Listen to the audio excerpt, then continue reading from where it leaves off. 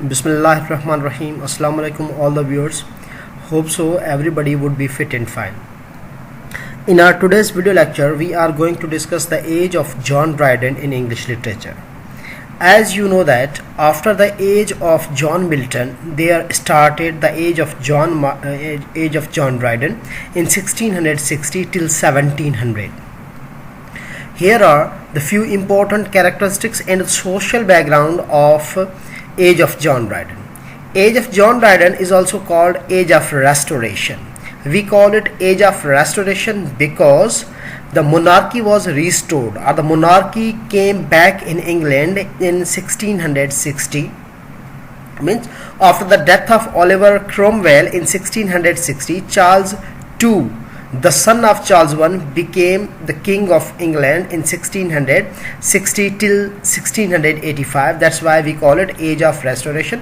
मतलब कि वो जो monarchy system था, वो जो king system था, वो इंग्लैंड में फिर से वापस आ गया, इसीलिए हम इसे कहते हैं age of restoration. Age of John Dryden was completely anti-Puritan in spirit. मतलब कि जॉन ऑफ ड्राइडन जो है, जो एज ऑफ जॉन ड्राइडन है, ये कम्प्लीटली एंटी प्यूरिटन्स थी. मतलब कि इसी वजह से जो है वो rise of drama is an evident कि ड्रामा जो थिएटर था 1642 में जो बंद कर दिया गया था वो फिर से स्टार्ट हो गया, और इसीलिए जो है वो इस एज में कॉमेडी ऑफ मैनर्स भी स्टार्ट हुई, और इसीलिए जो है वो पहली बार स्टेज पे जो है वो एक्ट्रेस जो थी वो इंट्रोड्यूस करवाई गई. इससे पहले जो एक्ट्रेस थी उनका थिएटर में या स्टेज पे आना जो है वो कम्प्लीटली ममनू था इंग्लैंड में. तो जो एक्ट्रेस के रोल हुआ करते थे वो बॉयज़ परफॉर्म किया करते थे. After that the glorious revolution. अब क्या हुआ था कि इंग्लैंड के अंदर जेम्स II इन 1688 में जो जेम्स II था वो ताज बरतानिया उससे ले लिया गया था. उसे जो है वो तख्त बरतानिया से जो है वो उसे उठा दिया गया था. तो जो इंग्लैंड का अब बादशाह था वो William III and Mary II, husband and wife, jointly they became the kings and became the king and queen of England. तो इसलिए हम इसे नाम देते हैं glorious revolution because there was no bloodshed in this revolution. Very smoothly and peacefully James II left the throne of England and it was handed over to William III and Mary II. That's why we call it glorious revolution, because it was without bloodshed. After that, the incident of great plague of 1665 के as of John Dryden में England के अंदर एक वबा फैली थी 1665 में, जिसका जो है वो लिटरेचर पे बहुत गहरा असर पड़ा था. उसके बाद ग्रेट फायर ऑफ लंदन 1666 एक बैकरी थी किंग्स बैकर, उसमें से जो है वो एक आग का शोला जो निकला उसने पूरी जो है वो लंदन को अपनी लपेट में ले लिया, और पूरी जो लंदन है वो जल गई थी. इसी का भी जो है वो लिटरेचर पे बहुत गहरा असर पड़ा था. उसके बाद French influence on literature. As you would have studied in the history of literature in the age of Milton, Charles II he was exiled in France. कि जो है वो जब इंग्लैंड के अंदर ओलिवर क्रोमवेल की हुकूमत थी तो चार्ल्स II जो चार्ल्स I का बेटा था वो फ्रांस में जो है वो खाना बदोशी की ज़िंदगी गुजार रहा था. अब जैसे ही रेस्टोरेशन होती है, मोनार्की सिस्टम वापस आता है, तो चार्ल्स II फिर से इंग्लैंड में वापस आ जाते हैं. As he came back to England, he brought with him the culture, tradition and the system of France into England. अब इसीलिए जो है वो English literature in the age of John Dryden there is the huge influence of French literature in the age of John Dryden. कि अब Charles II जो France से वापस आया था उसने जो है वो फ्रांस का कल्चर, फ्रांस का ट्रेडिशन, फ्रांस का जो लिटरेचर है उसने जो है वो इंग्लैंड में आके इंट्रोड्यूस करवाया. इसीलिए एज ऑफ जॉन ड्राइडन में फ्रेंच लिटरेचर का जो इन्फ्लुएंस है वो ज़्यादा है. After that, the intellectual rather than imaginative literature. In the age of John Dryden, you will see that there is the less imaginative literature but more intellectual literature. अब क्या है कि लिटरेचर के अंदर जो है वो इमेजिनेशन बहुत ही कम थी. एज ऑफ जॉन ड्राइडन में जो लिटरेचर प्रोड्यूस हुआ था वो इंटेलेक्चुअली जो है उसके अंदर जो है वो लॉजिक थी, उसके अंदर जो रीज़न थी, इसीलिए हम कहते हैं कि intellectual literature was produced in the age of John Dryden rather than imaginative literature. After that, the foundation of Royal Society in 1662. In the age of John Dryden, Royal Society of London was founded. तो उसका भी जो है वो literature पे बहुत गहरा असर पड़ा था. साइंस पे जो है वो बहुत ज़्यादा काम किया जा रहा था. Influence of science on literature is completely evident in the age of John Dryden. All right, let's begin to the next slide. Here is the complete not complete but the very important highlights of Dryden's life. John Dryden was born in 1631, died in 1700. He was a poet, he was a critic, translator and dramatist. Dramatist means one who writes the plays, one who writes dramas. We call it dramatist. He was the first poet laureate of England. He became the poet laureate in 1668 by Charles II. England का ये पहला जो है वो official poet laureate बना था.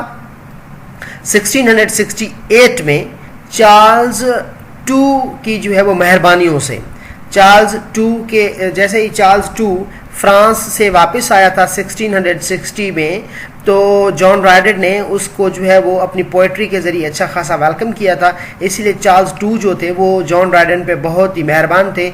So that's why John Dryden became the first poet laureate of England in 1668. Otherwise अगर देखा जाए तो अनऑफिशियली बेन जॉनसन जो थे वो इंग्लैंड के पहले पोएट लॉरेट थे, लेकिन वो अनऑफिशियली थे. जस्ट उनको एक पेंशन मिला करती थी बेन जॉनसन को, जो ड्रामेटिस्ट थे. एज ऑफ शेक्सपियर में जो है वो हमने बेन जॉनसन का जिक्र किया था. He is said to be the father of English criticism. Father of English criticism हम इसे इसीलिए कहते हैं कि पहली बार जो है वो जॉन ड्राइडेन ने इंग्लिश लिटरेचर के अंदर क्रिटिसिज्म का जो है वो इनेकाद किया था. आगे हम चल के पढ़ेंगे इसका एक जो एसे ऑन ड्रामेटिक पोएजी है, उसके अंदर हम डिस्कस करेंगे क्रिटिसिज्म को. इम्पॉर्टेंट ड्रामाज, क्योंकि हमने पहले ऊपर पढ़ा हुआ है कि he was a dramatist, he was a poet, critic, translator and dramatist. अब ड्रामेटिस्ट के हिसाब से जो इम्पॉर्टेंट ड्रामाज थे जॉन ड्राइडेन के, that was the Wild Gallant, it was a comedy, the Indian Queen a tragedy, the Indian Empire, Secret Love, the Tempest. These are some important dramas. याद रखिए कि the Tempest एक और play भी है जो William Shakespeare का लिखा हुआ है. उसके जो है वो उसके बुनियाद पे या उसको अडॉप्ट करके जो है वो जॉन ड्राइडेन ने एक दूसरा प्ले लिखा था with the same name, the Tempest. Aurangzeb tragedy published इन 1676. जो औरंगजेब मुगल सल्तनत के बादशाह थे, उसकी जो है वो लाइफ पे एक ट्रेजेडी लिखी हुई है औरंगजेब सेम नेम से. All for love, the very famous tragedy of John Dryden. Personally जो मुझे बहुत अच्छी लगती है, all for love, it is a good tragedy published in 1678. Some poetic works of John Dryden. अब उसमें जो है वो Astraea Redux, it is a poem that welcomes Charles II. Charles II, यहाँ चार्ल्स I लिखा हुआ है, ये गलती से हो गया, यहाँ जो आप कंसीडर करें चार्ल्स I. एस्ट्रे रिडक्ट्स एक पोएम है जिसके अंदर एक पैनिगैरिक पोएम है, पैनिगैरिक पोएम, जिसके अंदर जो है वो जॉन ड्राइडेन चार्ल्स II को वेलकम करता है और ओलिवर क्रोमवेल की गवर्नमेंट को जो है ये क्रिटिसाइज करता है. मतलब कि ये कहता है कि ओलिवर क्रोमवेल की जो हुकूमत थी ये अच्छी नहीं थी, अब जो चार्ल्स II की हुकूमत आएगी हम जो है कुछ बेहतरी की उम्मीद कर सकते हैं. अब देखें, इस वेलकम पोएम की वजह से जो है वो जॉन ड्राइडेन को पोएट लॉरेट की जो है वो एक पोस्ट से नवाजा गया था. उसके बाद है एनस मिरेबलिस.